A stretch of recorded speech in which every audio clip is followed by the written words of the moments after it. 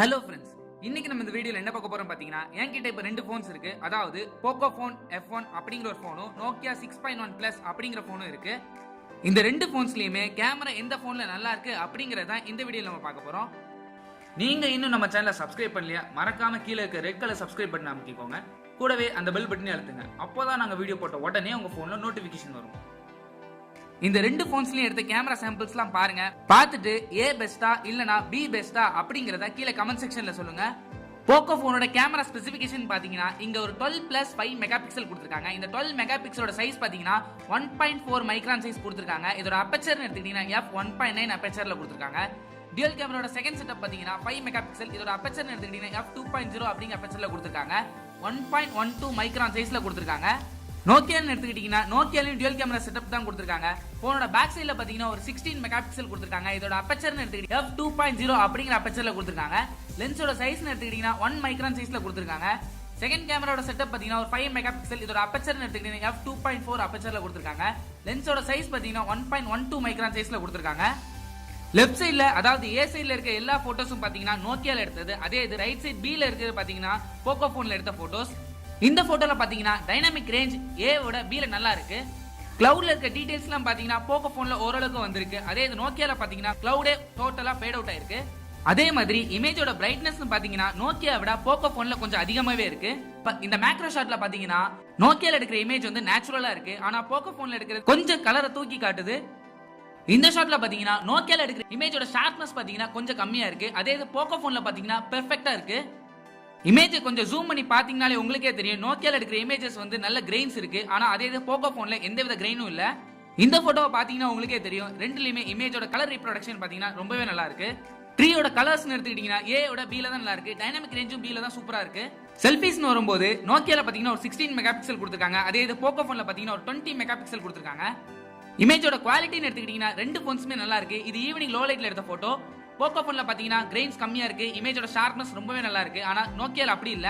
இமேஜோட sharpness கம்மியா இருக்கு. அதே மாதிரி கிரெயின்ஸும் ஓரளவுக்கு வருது. ரெண்டு போன்ஸ்ல எடுக்கிற இமேஜ் பாத்தீங்கன்னா நல்ல ஷார்ப்பா தான் இருக்கு. எந்தவித பிரச்சனையும் இல்ல. நோக்கியால எடுக்கிற இமேஜ் பாத்தீங்கன்னா நேச்சுரலா இருக்கு. ஸ்கின் டோன்ஸ் எடுத்துக்கிட்டீங்கன்னா அதுவும் சூப்பரா இருக்கு. ஆனா போக்கோ F1 ல பாத்தீங்கன்னா லைட்டா ஒரு yellow tint ஏறுது. இந்த போட்டோ பாத்தீங்கன்னாலே உங்களுக்கு தெரியும் லோ லைட்ல எந்த அளவுக்கு போக்கோ F1 பெர்ஃபார்ம் பண்ணுது அப்படிங்கிறது. நோக்கியால எடுத்த பிக்சர் பாத்தீங்கன்னா இமேஜ் டீடைல் லெவல் ரொம்பவே கம்மியா இருக்கு. ஆனா போக்கோ போன்ல எடுத்த இமேஜ் குவாலிட்டி பாத்தீங்கன்னா ரொம்பவே நல்லா இருக்கு. இந்த ஷாட் பாத்தீங்கன்னா உங்களுக்கே தெரியும் நோக்கியால எடுக்கிற இமேஜ் வந்து நேச்சுரலா இருக்கு. போக்கோ F1 ல நான் ஆல்ரெடி சொன்ன மாதிரி கலர்ஸ் கொஞ்சம் தூக்கி தான் காட்டுது. இந்த போட்டோ பார்த்தாலே உங்களுக்கு தெரியும் நோக்கியால எடுக்கிற போட்டோஸ் வந்து ரியலிஸ்டிக்கா இருக்கு. ஆனா போக்கோ F1 ல பாத்தீங்கன்னா லைட்டா கலரை கொஞ்சம் தூக்கி தான் காட்டுது. இந்த போட்டோல பாத்தீங்கன்னா டைனாமிக் ரேஞ்ச் ரெண்டு போன்ஸ்க்குமே ஈக்குவலா தான் இருக்கு. ஆனா இது ஒரு ஷில் அவுட் ஷாட் அப்படிங்கிறதுனால நோக்கியா விட போக்கோ போன்ல தான் இமேஜ் கிளாரிட்டி நல்லா இருக்கு.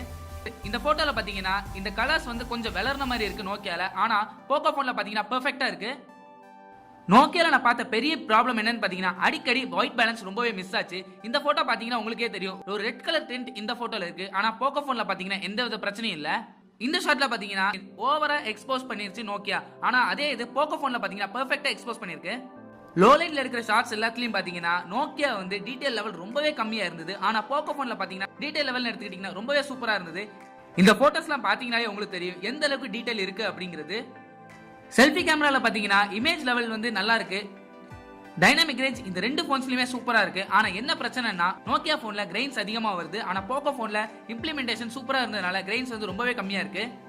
இந்த போட்டோல பைக் மட்டும் இல்லாம பைக்கோட பேக்ரவுண்ட் கூட நல்ல தெளிவா இருக்கு. ஆனா நோக்கியா போன்ல பைக்கே பாதி இது அண்டர் எக்ஸ்போஸ் தான் இருக்கு. எக்ஸ்ட்ரீம் லோ லைட்ல இருக்கிற போட்டோஸ் பாத்தீங்கன்னா நோக்கியால எடுத்த போட்டோ பாத்தீங்கன்னா ரொம்பவே டைனாமிக் ரேஞ்ச் கம்மியா இருக்கு.